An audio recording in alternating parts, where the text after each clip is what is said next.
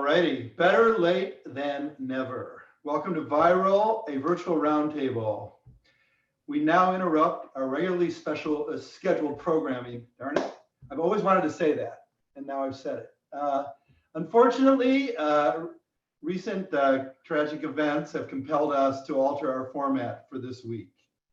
Tonight, we will hear from four eminent social documentarians who are people of color. The panel will be led by a dean, hopefully he'd like this characterization, a dean of nonfiction storytellers, Stanley Nelson, whose recent IndieWire interview with Eric Cohn was an inspiration for this evening. Joining Stanley will be three filmmakers, each eminent in their own right, Yance Ford, Dawn Porter, and Pete Nix, all of whom I hope will find a moment to talk about their current projects over the next hour. Also, if time allows, we will be taking questions from you, the viewers, and there's a button at the bottom of your screen which you can click to ask a question, and we'll try to accommodate. I will now take my leave and turn this over to you, Stanley Nelson. Hi, everybody. I hope everybody is safe and well. And social distancing and wearing masks whenever they can.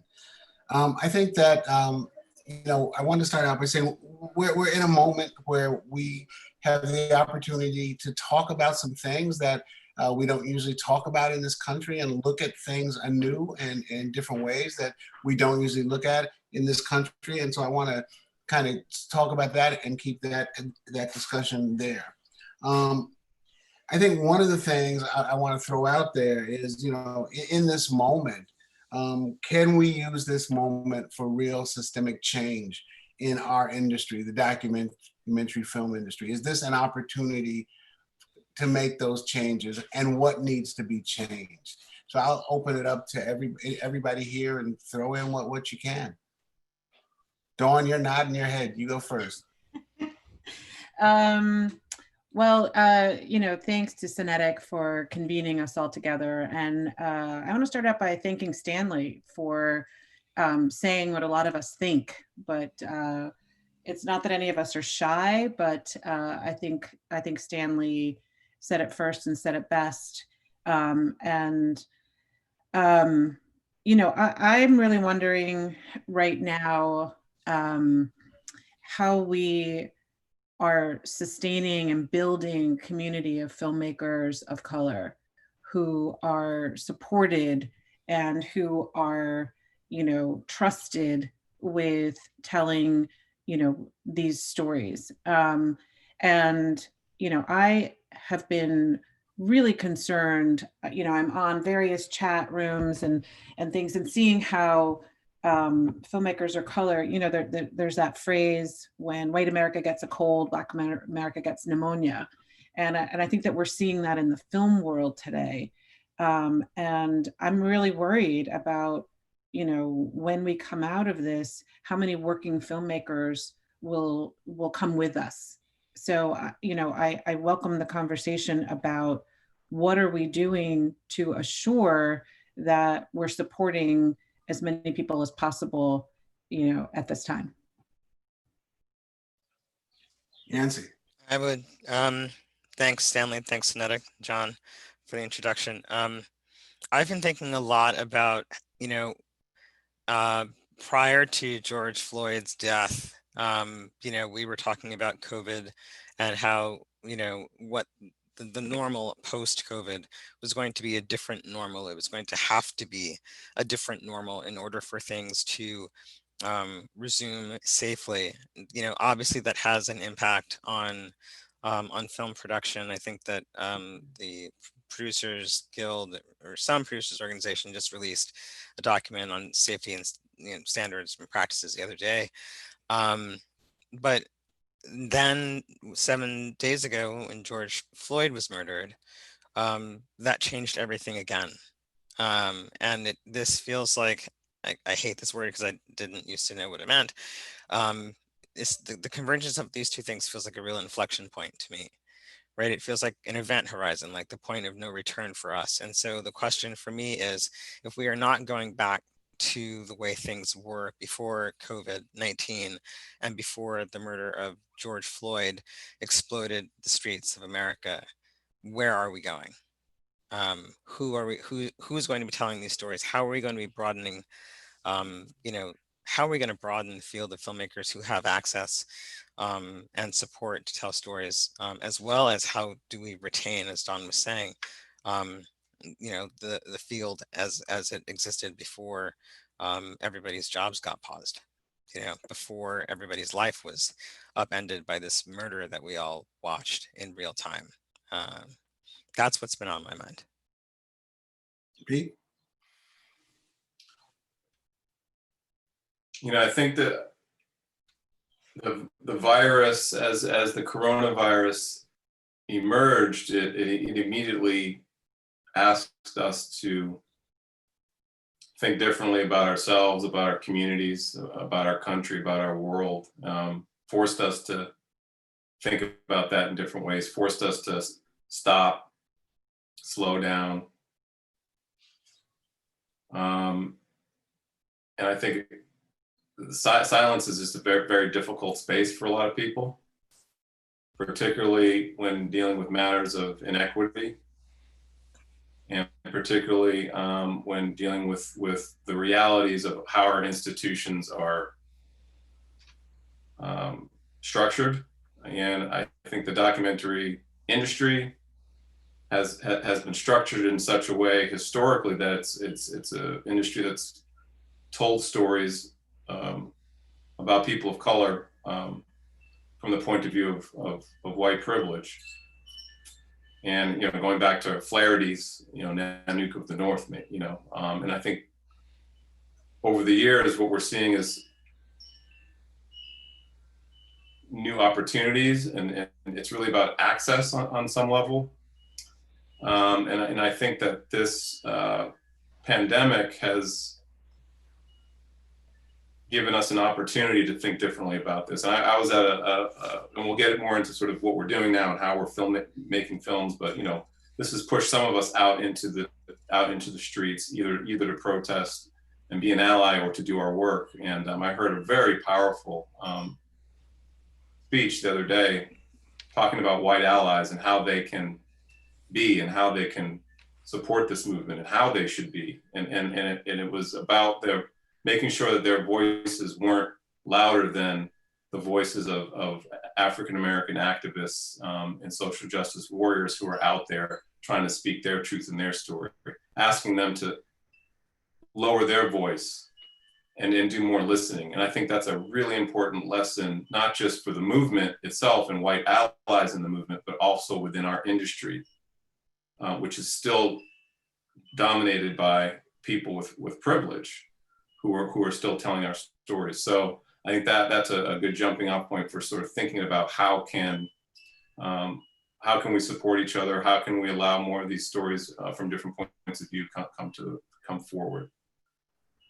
Yeah, I mean, I think that, you know, one of the things that you know, I believe and we believe at Firelight is that people need to tell their own stories. And that's the bottom line, you know, whether they be white, you know, black, brown, Asian, you know, whatever, people need to be able to tell their own stories. And I think that's really essential. You know, we're in this moment where people, you know, are constantly talking about, you know, we support Black Lives Matter and we support change. But what does that actually mean? And I think let's talk about that a little bit, because I think, you know, one of the things that I said in this IndieWire article was one of the things that white filmmakers can do is get out of the way and help Black filmmakers of color tell their own story.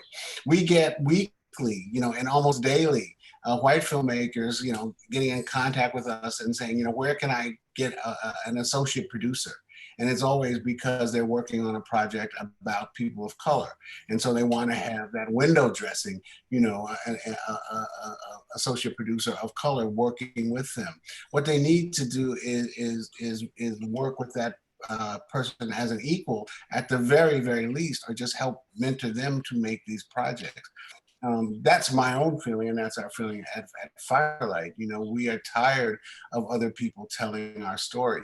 You know, it's funny, I did a film, one of my first films was a film about the Black press, and in 1827, that's what the first Black newspaper, that was the first line in that the first Black newspaper in this country printed. We are tired of people speaking for us. We want to speak for ourselves. And I think that's where we are today. So it's really important as people, you know, say, you know, everything has changed, you know, we want to do something different, then let's think about how we can do something different. Anybody else? I think a lot about the institutions that need to be doing things differently. Um, the white filmmakers who are calling Firelight for references got a call from someone else, looking for a director, and you know, it's at that moment, um, you know, at the origination point, that I'm concerned about making sure that those people are thinking about how things can change and how things must change, and questions of authorship, and vantage point and viewpoint. You know, who's in your, who's on your list of directors? You know, who are you calling? Are you going to the same people for the same reasons because they're known quantities? If you're going to known quantities, that's not enough. That's a safeguard, or you know, against the unknown. But the flip side of that safeguard against the unknown is that nothing is changing. The status quo is being maintained. So, you know, I would also challenge people who are commissioning editors, who are at these production companies that are well funded and well resourced, and that can provide people, um, with the support that they need to shoot during coronavirus. To expand your list of filmmakers.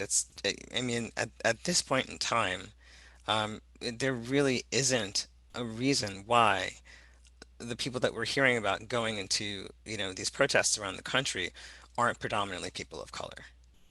That's just, from my point, that's the bottom line. There's no way to justify that in my book. I think this is like a remarkable opportunity, to tell stories that at this moment that does feel different. But what Yance's point is, like, it's a very real issue, which is you do need to go out into the field right now. You need support because of COVID, and figuring out how to do it safely, how to do it ethically, how to protect yourself, your community, and that's the whole dynamic about this thing. It's hard to wrap your head around, like, going out and protesting against something you feel so strongly about, but at the same time risking sort of the community health, particularly as COVID has impacted communities of color disproportionately. And it really is going to require, I don't know if it's the funding apparatus or not, just identifying into people who can tell these stories, but then also realizing that there's going to need to be some funding to support, adding medics to the team, figuring out how to do testing, how do you keep the team and the community safe, and that individual filmmakers that have that raw, authentic voice are sort of out there, but they don't have those apparatus around them. And so we need to figure out how to, get them that support so that they can tell those stories, because we do have to figure out how to do it in this moment. Well, Pete, what that reminds me of is, if it gets to the point where you have the same list of 5, Black African-American directors, that's too late. Mhm. So the question is, where are the opportunities for people to get the experience so that you do feel comfortable handing them 7 figures to do a movie? And, Firelight does yeoman's work. I'm sure it's a labor of love to support folks and bring folks along. I was, supported by Firelight in my career, but they can't do everything. Firelight can't do everything. They can only mentor a certain number of people, and they're not only mentoring Black folks. There's Asian folks who are there, other people of color. So that's really pitiful, that if the first thing you think of when you're looking for somebody who isn't a white filmmaker is if you can only think of Firelight, that's a problem. So, you know, and I will say, you know, if like we're gonna be honest to the Zoom camera here, that, you know, when I'm proposing people for to be parts of teams, like to the extent that they have to be signed off on, um, you know, I can get kind of pushback from folks. What have they done? What have they, you know, like what has AP done? Like, just, you know, I don't know, what has your AP done? You know, what has this producer done? Like if you're going to hire me, maybe trust my judgment that this person can rise to the occasion. And if, you know, they should sink or swim just like everybody else should. But, you know, too often we're not feeding this pipeline so that we have folks who are ready.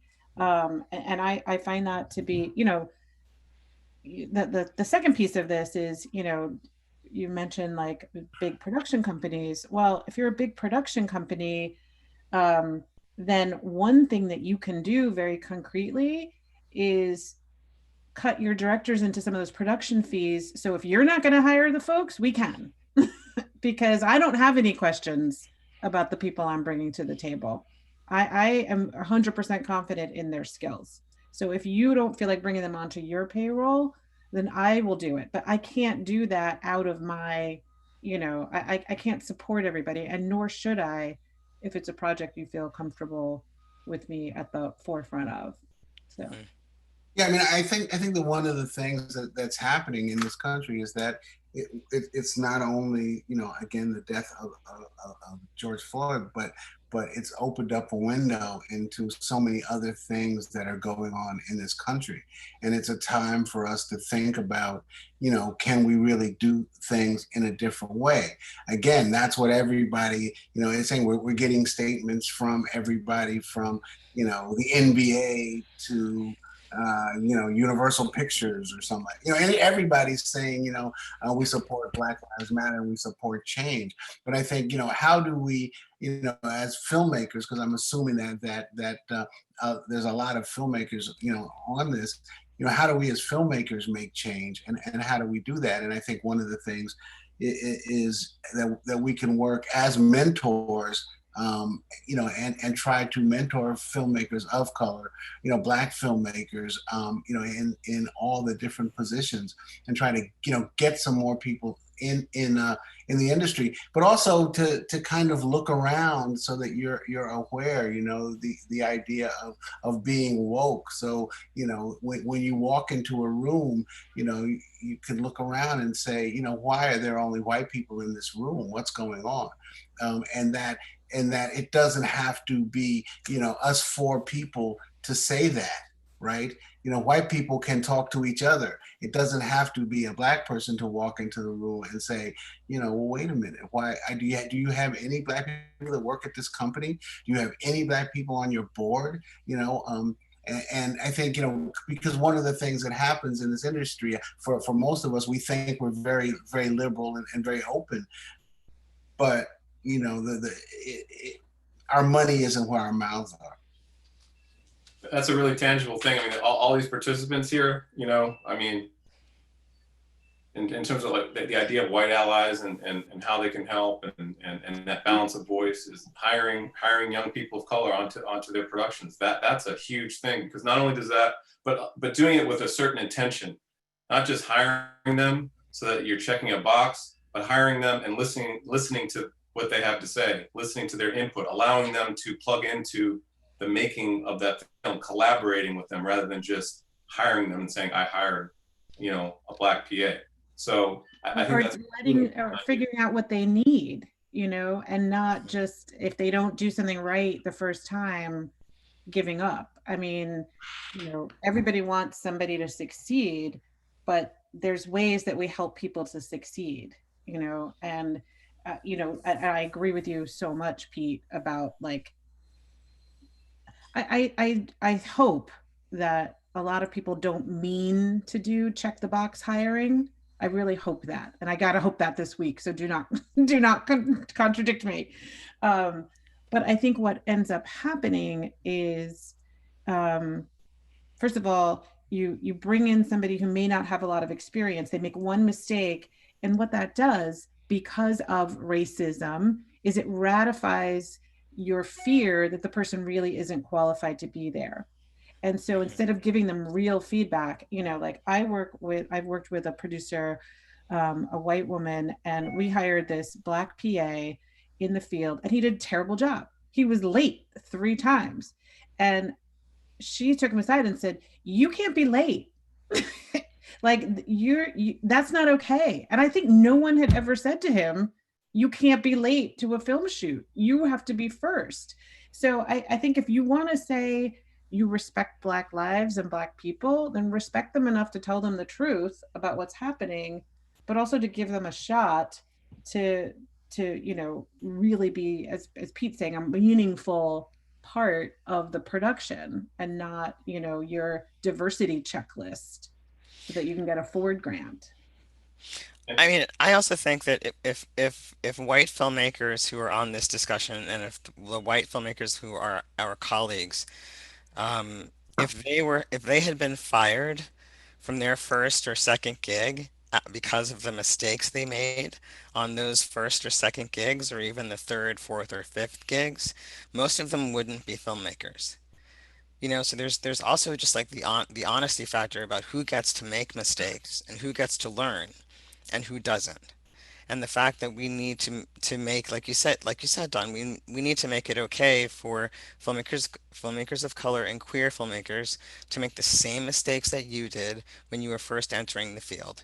Otherwise, you are just paying lip service to wanting to actually help, you know, new voices and all the voices that have been pushed to the margins actually get a seat at the table.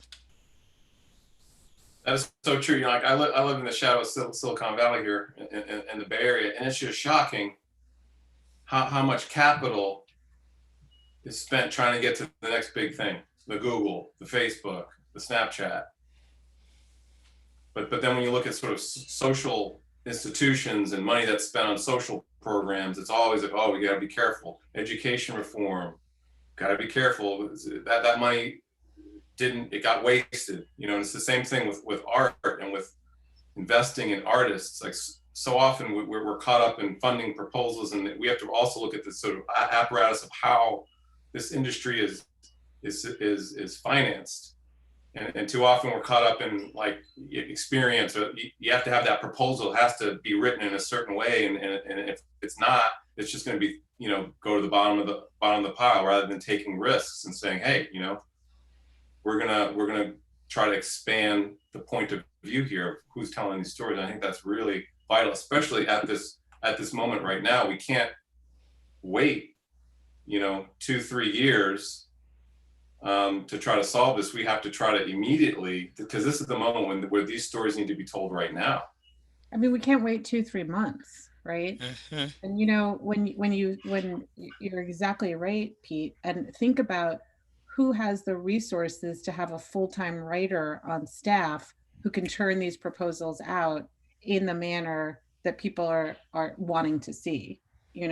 Like if you have a small company, or it's just you, every minute, you're trying to film, you're trying to do all of it, and you're being judged against the standard of somebody who is a full-time grant writer or proposal writer.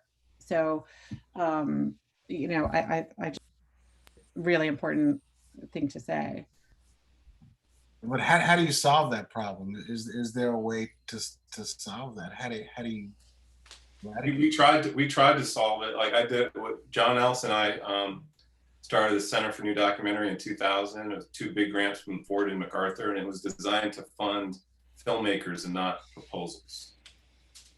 And unfortunately, like 9/11 happened, and some things happened that kind of shifted funding priorities. But you do need some of these large organizations to kind of support that idea, because it involves risk, and it involves saying, hey, we're not necessarily going for the Academy Award here, or this one may or may not make it on PBS, may not even see the light of day, but we're going to fund this person because they have a story, they have an experience. And so much about this moment that we're in right now is like our experiences, and reflecting, and certain people who have certain experiences, they can't, even if you're an ally, if you don't have that certain experience or that certain feeling, you're not going to fully understand.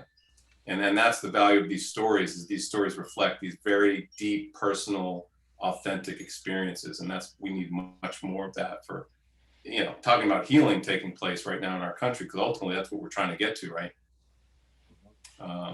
That has to be, we need more of these voices. And there's so many different platforms now, especially all these theaters maybe are shutting down, and it could be an opportunity for people to intersect with content in new ways, maybe in smaller scale, but spread out or horizontal. I don't know, but it does seem like an opportunity to bring more voices. I think that's one of the, go ahead, Don. No, I was just wondering if you want to answer that. I had a different question based on our earlier conversation. So, well, I'm wondering if anybody here in this group of us talking has been called about doing a COVID or a, protest. I mean, I realize it's early. I'm just curious if anybody's gotten any calls to do anything. Pete? No, I'm not. Yancy? I got a call. One call. Yeah, I mean, I think And I'm fine. I mean, I'm plenty busy. And I got you know not to call me. But it's interesting, right? Because Stanley, this partly was in response to Stanley saying who should be telling the, in particular, this protest story, right? At this time, I do find it interesting. I wonder who's doing something. What's really funny in terms of how to answer that question. I think about all of the film festival catalogs that got saved from last year, right? When the film festival circuit was normal, or as it usually plays out, even at Sundance, True False, and what else got off the ground? And Berlin this year, right? I mean, I think of the filmmakers of color, the diversity of filmmakers in those film festival lineups, and I'm like, well, did anybody like think to pick up their festival catalog from the last festival that they went to and look and see what emerging filmmakers are working now, and give that person a call? It's sort of like the talent pool keeps filling up, but the sense of the talent pool is very static. And I know from just going to Sundance earlier this year, and from going to tons of film festivals, there are a ton of young filmmakers of color, queer filmmakers who are working in the field, who, if they have the same kind of institutional support around them that, white filmmakers have, will succeed. They will succeed. And for me, that's the whole thing. It's like you have to find these filmmakers. They're not difficult to find, but then you have to give them the same support structures, the same amounts of funding. Don't give them less money because you're afraid that they're going to blow them the budget. Give them the same budgets. Like don't handicap them at all in this process, and you know and watch them do the work. But there is, I think, this really sort of deeply ingrained fear about what might happen if people don't go with something that they know. The thing that I think about is like Hollywood. So Hollywood in recent years has gotten very interested in indie filmmakers, right? Like, all right, let's grab the indie filmmaker and let's give him like $100 million and let's see what we get. And you see like all these crazy superhero movies like are being made by indie filmmakers, and they do well. And these are filmmakers who've never stepped into like a massive budget movie before, but they succeed because they have a voice, and it's unique. And when you layer on top the resources on top of that, you get a beautiful thing. So I think it's the same kind of concept. Like, you need to take some of these voices and these particularly young people, and you got to make your choices, but give them resources and see what happens. And we're not doing that enough. Yeah, I mean, I think my experience is very different. I think maybe from other people here. I mean, nobody ever approaches me to do a project anyway. That's not how I get work. The films that I do come from, we initiate them ourselves. And I think Dawn had a point there when she said it's much harder to do if you don't have an infrastructure. But I also want to challenge, filmmakers who are not of color, to take a hard look at yourself when you come up with wanting to do films about communities that are not of your own. That maybe these are films that are better done by people of color themselves. And even more importantly, there are films that need to be done by white filmmakers that they're not doing.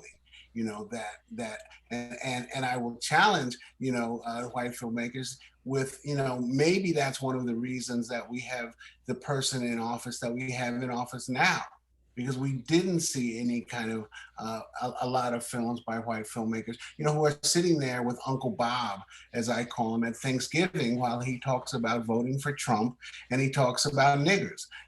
So we don't see those films. I had a wild experience where when I was voting in 2016, I was online to vote, and this white woman in front of me was talking, young white woman, and she was saying, yeah, I don't know about this election because I was eating dinner with my Uncle Bob, and he said, he's voting for Trump. And I didn't know what to say. And Marcia and I looked at each other and were like, oh God. That's when we knew what was going to happen, So, I think that it's important that people make films about themselves, make films about their own culture, and maybe we'll see a change. So I throw that out there. I was seeing some of the questions about what can funders do to support filmmakers. I mean, first thing is we have to get out of the grant mentality. Film budgets are way too high now to be supported wholly by grants, particularly with MacArthur not granting to individuals any longer. TFI just, is shutting down. So the landscape of the grant funding is disappearing. And that is very worrisome to me, because we know historically that has been, one of the bedrocks of supporting, non-white filmmakers. So, I would wonder if, a network or a streamer, what if you gave the same budget that you're going to give to a big fancy production company to an independent filmmaker? That could keep a lot of us going for 2 years. And I bet you we'd be hiring a lot of people, and we'd be able to mentor people. I mentor as many people as I can, but there's only so many hours in the day, and so much. That is creative work. That is not work that you can just show up for. And it breaks my heart when I don't have the time to give people meaningful feedback on things. But I need to reserve some of that energy for me, for sleep, for my children, for my, whatever, for my dog. I mean, but so, I think that if you're a person who is commissioning projects, you should think about why you're paying an indie operation 1/4 of what you will pay a fancy production company, where that money is going to their rent and to their nice offices. It's not going to people. Yes, all of that, all of what Dawn said. I think that also in a small way goes to individual filmmakers. If you can, there are people of color out there, who can work as editors, as camera people, as sound people. All those people are out there. You have to just look. You have to understand that there are skilled and qualified people. You have to have the will. I mean, that's going to be the big thing that happens. I mean, this country has the will to say, oh, we're so sorry that George Floyd got killed. This country is really good at that, but does it have the will to really change? And that's what we'll see. And I think that's what's important. But I think even more than that, do you have as an individual the will to change? and put it on yourself. Do you have the will to change? And if you want to change, it starts with you, and you can make those changes and start to make those changes. When we started the documentary lab at Firelight, we're in our 11th year now. We started out, and one of the questions that we had were there enough filmmakers of color out there, who really had good projects and really had good skills and could really make feature-length documentaries. And we went out there on a leap of faith, and I think there's over 80 graduates of the lab now who all have films out there. Dawn had a film in the lab, Pete had a film in the lab. We worked with Yance for a minute in the lab. And that was our main a guess was that there are filmmakers out there, and it's proven to be true. I mean, I think on our last open call, I think we had 140, 150 applications. So there are a lot of filmmakers out there. There's a lot of people with skills. We have 80 graduates of the lab, and they're all skilled, and they've all made great films. And one of the things we found, and this is true, and I'd love you guys to talk about it, is people who graduated from the lab have won almost every award there is to win. They won Peabody's, Emmys, have been nominated for Academy Awards, everything. But they still have trouble as people of color getting in the door to make that second and third film. It's still hard.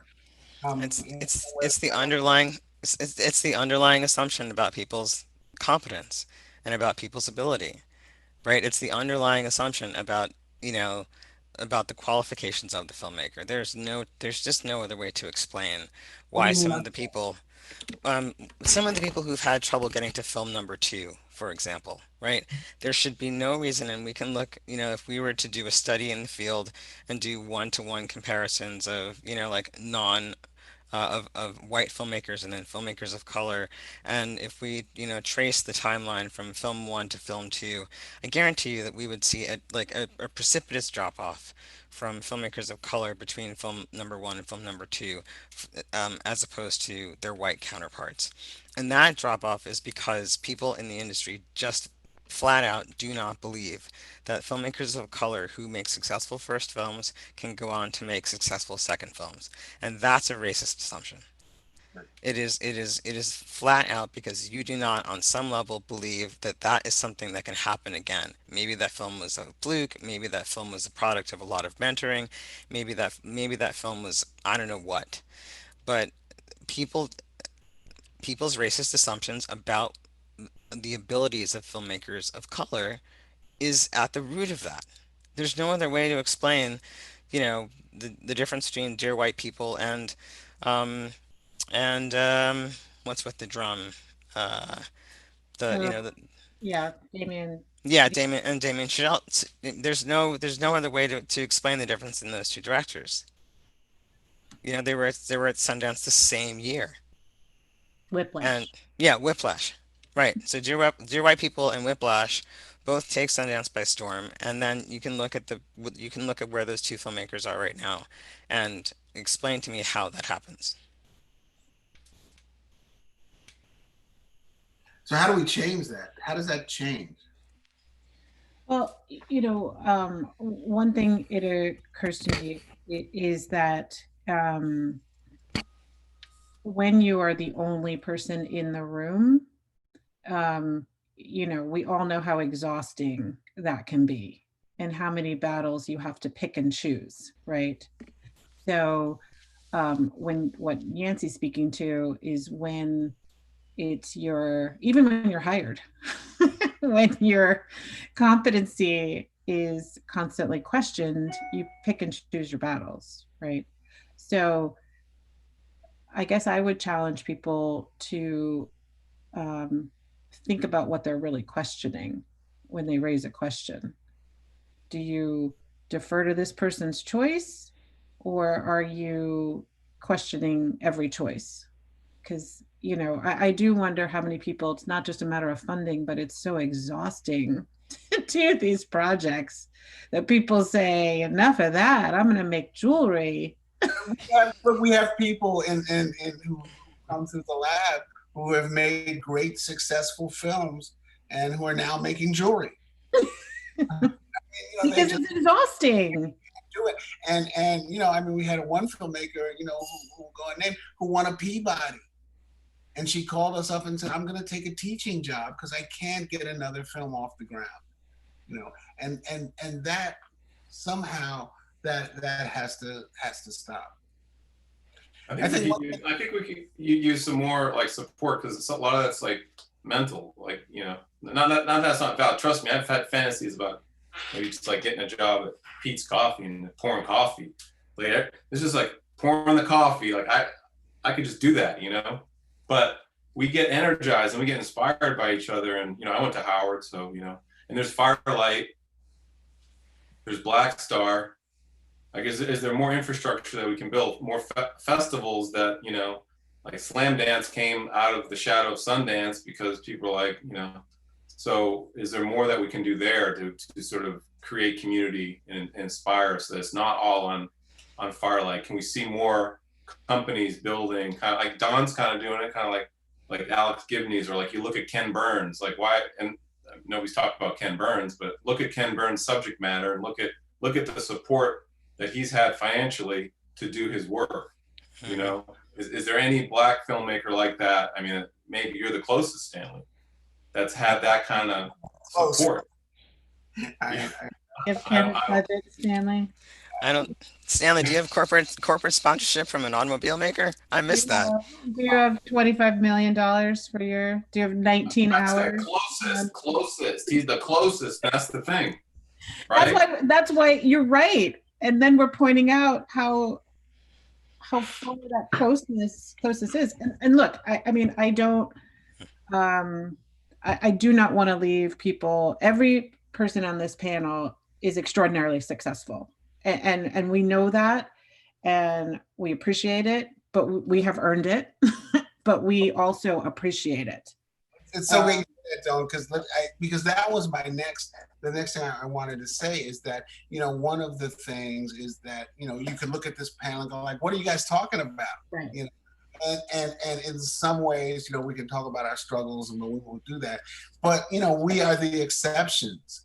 And the only way that this system works is because there are exceptions, right? Mm-hmm. If there were no exceptions, if there was not a hole that a few people can squeeze through, but only a few, then the whole thing would come crashing down. And that's not only in documentary filmmaking, that's in this whole, society that we live in, and that we're now getting a peek through that door to talk about it. But we are the exceptions, and there's only room for a few exceptions. It's like, if anybody here, has sent their kid to private school, there's like always 2 or 3 kids. There's always 2 or 3 Black kids. Right. There's never any more. Never anymore. There's always 2 or 3. You can't have none. You can't have too many. But you can't have too many, but you can't have none.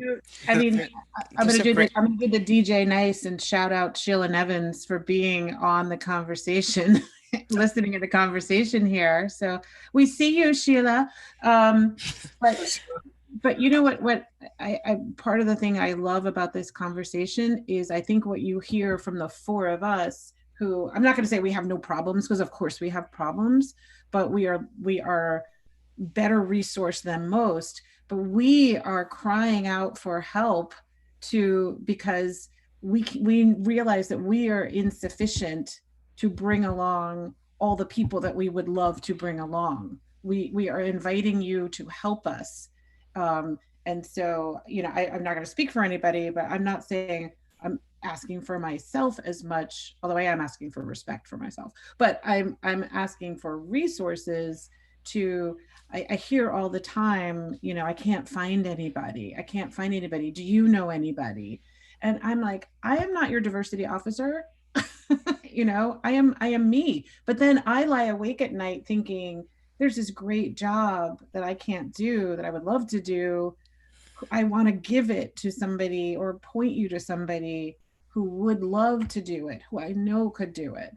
So I think part of why I'm like really grateful to Stanley for doing this and for Cinetic for doing this is we're asking for help. We're saying like we'll be your partner, but it's kind of reminding me of this like, you know, I feel like all of my white friends have called me in the last 5 days, and like they want to know how I am, which I appreciate.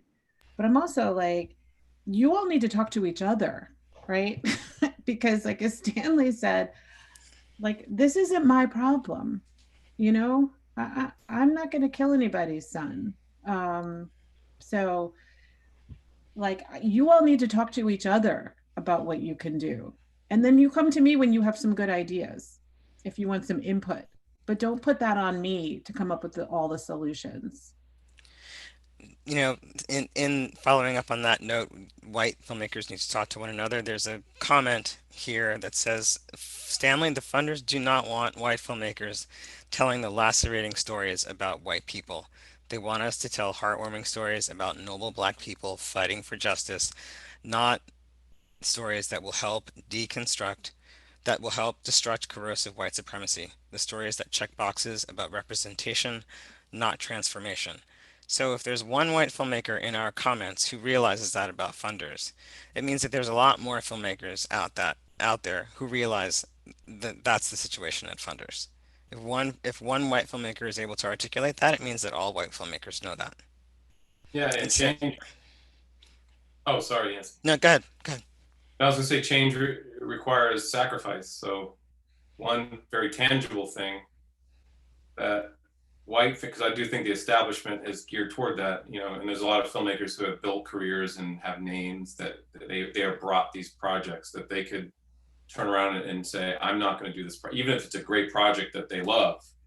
Like, oh, you're being presented that Jimi Hendrix, here, we've got all the Jimi Hendrix footage and you've got full access to it, give it to Pete Nix. No, I'm not saying you gotta give it to me. Give it to Don. That's right. Give it to me. Let me elbow you out of the way, Pete. Yeah. Give it to anybody, Sacrifice. but maybe it's a story that you should not be doing. I wanted to also just again just talk a little bit about why we need this change, and because I think I'd love to hear from you all, because we're talking about this change, but why do we need this change, not only for us in the industry obviously, but for this country, right? We're all looking at this country right now and saying, what the hell is going on? What kind of weirdness are we living in? So why do we need change in our industry? See, I look at what's happening and what's been happening for the last 7 days, and not a single thing surprises me. Right? Like, not a single thing surprises me. So I think we need change in this industry so that people can stop saying, "Oh my God, what's happening?" Like, so that the story expressed on the streets, so that the statistics about the number of chokeholds used on the insanely high percentage of Black people in Minneapolis or in Minnesota, so that those stories get told, so that when we get to a point like this, you're not surprised. The thing is, that if you're not looking for if you're looking for one kind of narrative about America, then things like this are going to keep happening, and you're going to keep getting surprised, and people who are out in the streets, who are in those communities of color, they're not going to accept your I didn't know anymore. I didn't know is not enough anymore. We need this change because the narrative of America has been written from such a narrow vantage point that what's happening across the country actually surprises some people. And that surprise is what surprises me. I've That been making the same point all week long, which is I'm like, I have yet to find a Black person who is surprised, heartbroken, you know, just broken, angry, but not surprised. And your surprise is my surprise. And I think it's almost like what's more surprising is the massive reaction to what happened. I mean, that's what surprises me more than what happened. And so I saw one comment where someone said, what am I to do if someone offers me, it's kind of the Hendrix example that Pete posited, right? What am I to do if somebody offers me the ability to make the film about Diana Ross or insert famous person? What am I to do? And, I can't speak to your situation. If you need a job, you make the film, right? But don't pretend that you're not making a choice about what you're doing, and ask yourself, are you really the person to make that movie? Is there some other, or at a very minimum, can you surround yourself with meaningful staff that are going to participate in the making and the creation of that art? And then can you just like really acknowledge that it's kind of fucked up that you're making that movie? like just acknowledge it. Like in some ways, like the gaslighting is what gets me a lot of the time, like pretending that there's not a thing happening. I'm like, as a very baby step, it would make me feel better if you acknowledged that it's fucked up that you're getting those calls before 19,000 other people who are ready to take their shot. Yeah, and at the very least, you can co-produce and with a person who might have a little bit more insight into the story. Okay, and I think that's really At minimum. important. And I think it just makes a better film. I think that we're talking about one of the ways I describe it, it's like, a white filmmaker can come into the Black community and kind of surf along, the top of the water and surf along the top of the water. They can't go deep, into the water like a African-American filmmaker can. I've worked with white filmmakers and I've sat there and watched Black people lie to them and tell them a bunch of bullshit, and just tell them anything. And it just reminded me of that. We did a film, we did interviewed a lot of older people, and it reminded me of that Chris Rock joke where he talks about how, nobody is madder at white people than an old Black man. And that's just what it was like. And they were just telling them stuff, and then the white producer would leave the room and they would start telling me the truth. It's just a whole different thing. It's a whole different story. When I did the Black Panthers Vanguard of the Revolution, the biggest moment in the film is where I asked the guy, you're trapped by the police in a house, you're running out of bullets, the police are firing you up. How did you feel? That was my question. How did you feel?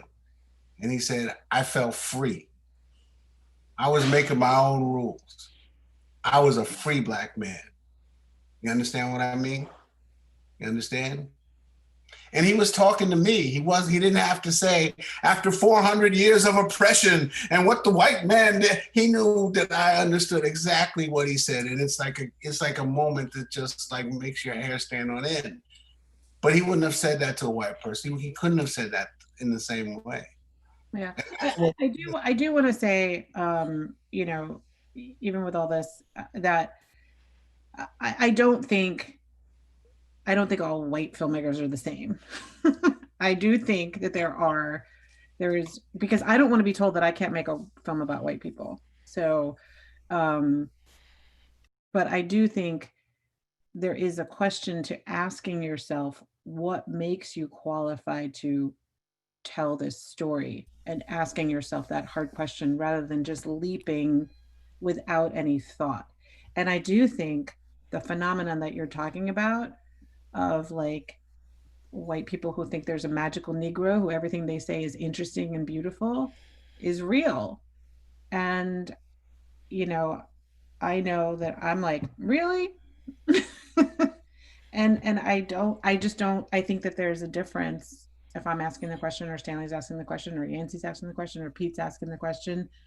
I think that there is a level of intimacy that is at minimum easier to get to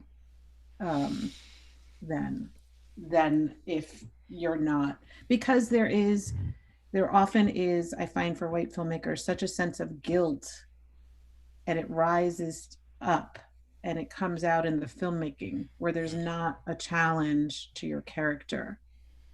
And so the answer to the first question you asked, Stanley, just a few minutes ago is, why do this? Because it makes better movies, because it tells better truths. So, I'm open to talking about how do we figure out how to get there, because I know white filmmakers struggle. I'm just like, you really don't struggle like us. Like, I'm sorry, you just really don't. Because even if we get the dollars, that's like the price of entry. Then there's the navigating the whole making of process. And that is real. I also want to just shout out a comment from Louis Erskine, who makes a really good point about the stories that Black filmmakers are allowed to tell, and he sort of raises a flag that I think is important because it's a vantage point that white Americans have proven that they can't see. Black filmmakers, filmmakers of color, need to be telling stories, need to be given the opportunity to tell stories about white supremacy. That's the thing. One of the things that we can see that white filmmakers have a difficult time seeing. And so, as much as funders, are looking for, redemption stories from their black characters when they fund filmmakers by white directors, if we flip that coin, the other side of it is, why aren't the foundations and funders looking to filmmakers of color to tell searing stories about white America? That's also something about black filmmaking, about black filmmakers and the stories that we need to tell. Because we can see that white supremacy, but we also have to live that white supremacy and survive it on a daily basis. I think that, we're living in a moment that hopefully can create real change, and I think that what's important for all of us to do is to keep our eyes open and think about, how we could be part of that change, and also how we are part of this self-perpetuating system that exists, and just keep our eyes open and to listen. I think that's really important. I was talking earlier today about, why am I the guy, who has to walk into a room and say, wait a minute, this is messed up. I made a speech at the Emmys the other year, and I looked out in the audience. I said, look around. There's like 10 black people in this whole auditorium. But why do I have to be the one to do that? What I see is what everybody else sees. Anybody can do that. A white person can do that. And maybe a white person can do it better than I can if they're talking to their own tribe. Maybe. They won't be thought of, at least they won't be thought of as the angry Negro. I don't know. I don't know what they'll be thought of, but it won't be that. If I have one more person ask me if I'm angry or in a rage about something, I mean, seriously. I don't talk about, people do the same thing. How are you doing? I'm like, I say I'm Tell good. them, No, I'm like, I don't know. I've been all this way all my life, so I don't know if I'm in a rage or not. you can't see rage. Like, you can't see how I feel. I can't put how I feel into words. For me, this is 28 years on a cycle of repeat, right? I'm doing the same thing I did 2 weeks after my brother died, from like murdered by a white man, which is watching the country convulse with riots. And I don't think that white filmmakers can possibly understand the depth and complication of what we're seeing on the streets. I think we're about out of time. Are we supposed to go to 8? Yeah, I'm sorry to interrupt this flow, but if you guys are okay, can we go over by a couple minutes and take a couple of questions from the audience? Sure. And I also, if everybody wants to, I wanted to give everybody a chance to just say briefly what they're working on now, or what their latest film Yeah, is. let's just give ourselves 10 more minutes, and we'll do that. Sure. Marcus, you want to ask or cue a question? Yeah, sure. We have some people who raise their hands, and I'm going to go ahead and unmute you. We'll start at the top. There might be a pop-up to confirm that you want to be unmuted. So if you could just click that. We'll start with Sheila Nevins. Sheila, I'm going to allow you to talk now. Sheila, looks like you're... Can you hear me? Can you hear me now? Yeah. Yep. You made me think very hard, and I thank you for it. I think that I have been myself negligent in going first to any of you. Although I have worked with you, Dawn. I think we did your first film together. Was I a white warrior? Yeah. Was I awful? Yeah. you're listen, there's nobody whose skirt I'd rather hide behind than Sheila Evans is. Are you kidding me? If only I wore a skirt, right? Anyway, thank you all, and thank you for noticing that I was listening. And I am listening very hard, and I apologize. I have been negligent. I've gone where I'm comfortable. I'm not so secure, but I think it's time, and I thank you very much. That's all. I have nothing else to say. Hi, Yance. Hi, Hi, Sheila. Stanley. Hi, Stanley. How are you? I'm alive. Thank you for that, Sheila. Yeah. Thank you. Thank you. Let's go to our next participant, Jessica Ramirez. I'm going to ask you to unmute.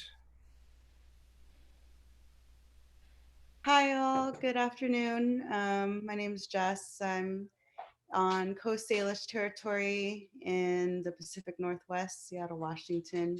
Thank you all for what you have said today. Just lots of snaps and yeses and shout outs as y'all were talking. I work for Tracy Rector at an organization called Nia Taro, and we're an Indigenous org that supports Indigenous stories from a global lens within the Amazon, the Pacific region, and the Boreal, which is Northern Canada. And my question is, this year I was really dove in deep in the film world, went to Sundance and Berlinale. And at Berlinale, we had the Indigenous Native stand, or the Native Cinema stand, with Imaginative and a few other Indigenous organizations that do storytelling work. And I can't tell you how many times working the stand at Berlinale, white Europeans, white folks will come through. I have a story about a shaman. And you're just like, tell me more. I'm looking for a producer. Yeah, I bet you are. I'm just curious, I can say no thanks because I have a full-time job in storytelling. I'm privileged to be in that space. But there's going to be someone down the line that says yes. And I'm just wondering, do fellowships address this topic area? Do they tell Black, Indigenous, and POC folks, don't do that thing? I mean, I know everyone's got to get paid. Everyone's got to pay rent. But at what point do we all just say no at the same time? Thank you.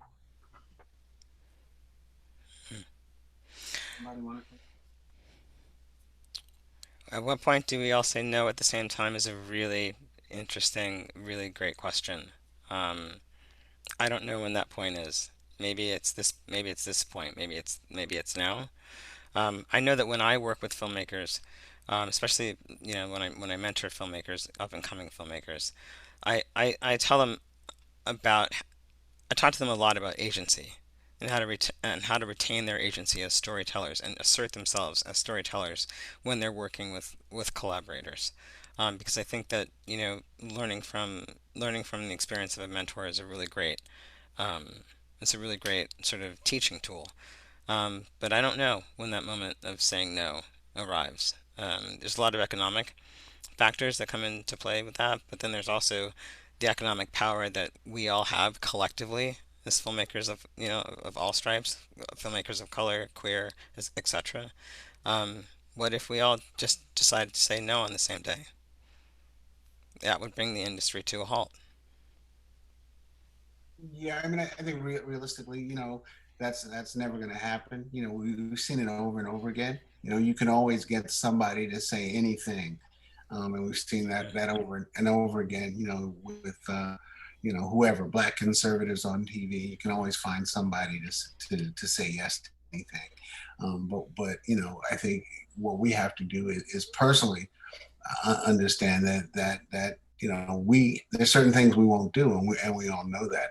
But what's the line? I guess that's really what's interesting. Where do we draw the line individually?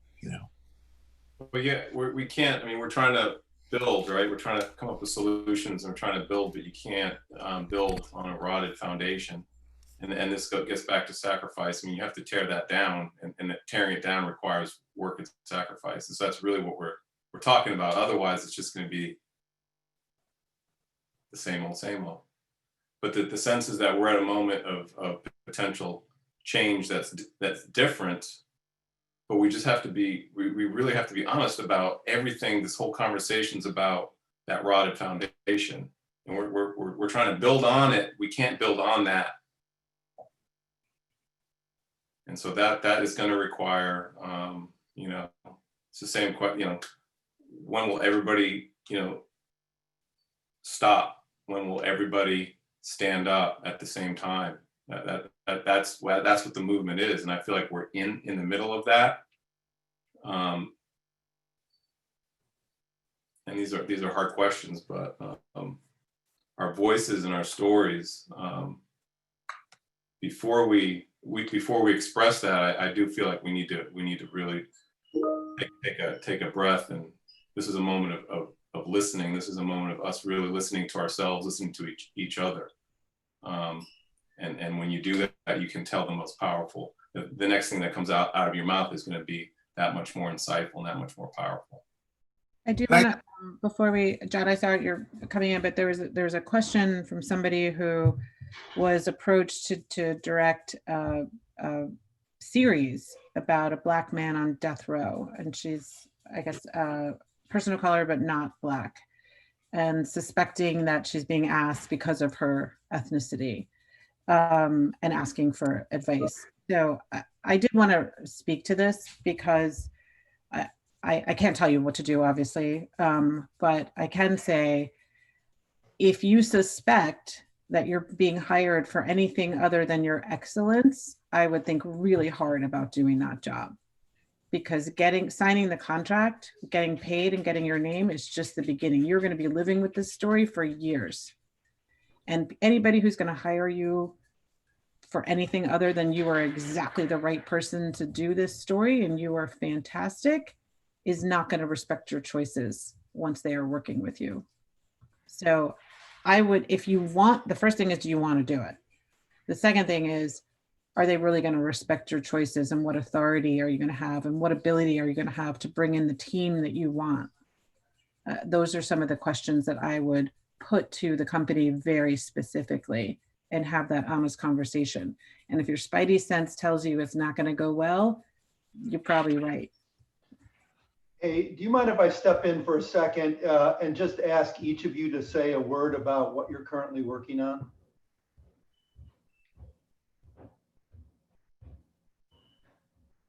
Go for it. I'm finishing up a film for Netflix on crack, in the crack era, and we're doing our online and mix, which is interesting to do remotely. But yeah, that's what we are. I'm in conversations with the New York Times about a doc about current event. Can't quite say more than that right now. Don, you're muted. Well, I'll jump in. So we've mostly shot the third in the trilogy, which started with The Waiting Room, and we did the fourth, sort of looking at community through public institutions in Oakland. So we're doing Homeroom, which is a movie that was tracking several seniors at Oakland High School. So we're sort of in this weird space between production and edit, trying to figure out how to keep going amidst the pandemic. And I just finished a film about John Lewis for CNN and Magnolia, and we're kind of finishing up a film about Pete Sousa, Obama's White House photographer, and that's for Focus Features, and then working on a mental health series with Oprah. All right. I'm going to jump in, if that's okay, Stanley, and just I just want to thank Stanley and all of our panelists for a great panel, for giving us your time and giving us your thoughts. you out there in viewer land, if you want to tell people about this and give them a chance to watch it, they can always go to the Cinetic Media YouTube channel where it will reside. We'll be back in 2 weeks from tonight, same time, and hopefully a slightly better place. In the meantime, in addition to what you're doing, you might want to consider relocating to a battleground state and registering some voters. Can I say one thing? Yeah. Yeah. Because they'll kill me if I don't. We have at Firelight, we have a new series that's starting tomorrow online. It's called Beyond Resilience. The idea that, you know, we talk a lot about, you know, resilience of minority people. This is going beyond resilience. You can find out if you go to Firelight Media on all social media platforms. Our first broadcast is tomorrow at 4 o'clock. Thank you. I'm sorry, but I murdered me. And I'll be killed if I don't mention that today is my daughter Lulu's 16th birthday. And I'm sending her all the love in the world and hoping that she works hard to make this world a little better. Thank you all. This has been great. Thank you. Thank you. Thanks, guys. Great to see everybody. Thank you all.